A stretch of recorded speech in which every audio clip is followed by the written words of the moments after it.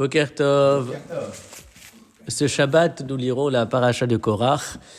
Et cette sidra de Korach relate la révolte de Korach contre le leadership de Moshe et de Aaron. Il y est donc question de politique. Korach aspirait au pouvoir et il a poussé tout le peuple à la révolte. La Haftara est consacrée, elle, à l'instauration de la royauté. En effet, Shmuel, le descendant de Korach, va nommer Shaoul roi de la nation hébraïque. Et la Haftara est constituée d'une prise de parole de Shmuel, du prophète Shmuel, où celui-ci rappelle au peuple son honnêteté. Puis il rappelle les épisodes de la sortie d'Égypte, les sauvetages des Hébreux, à l'époque des Shoftim, à l'époque des juges. Il invite avec insistance le peuple à marcher sur la voie de la Torah. Il invite bien évidemment le roi à rester fidèle à la loi de Hachem.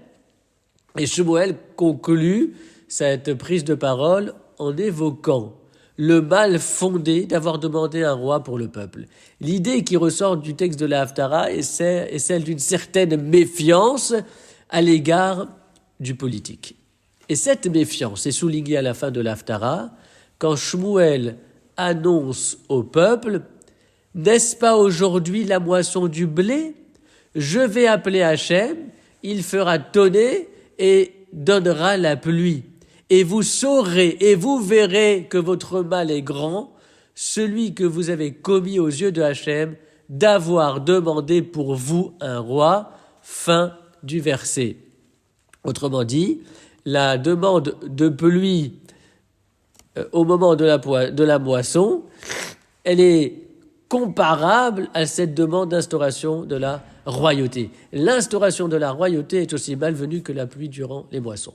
Et là, on peut quand même s'interroger parce que, a priori, l'instauration de la royauté, c'est un commandement biblique qui est mentionné dans le 5e livre de la Torah, dans le livre de Dvarim, au chapitre 17.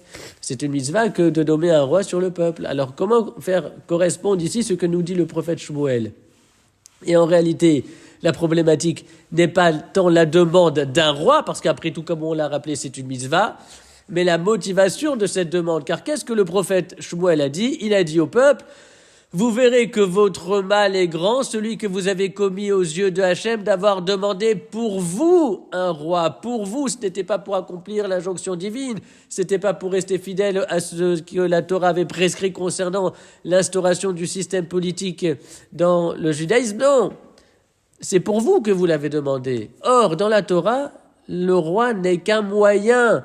Dans la vision du politique, le roi est malheureusement une fin, une finalité, un objectif à atteindre, un pouvoir à avoir. Ouais.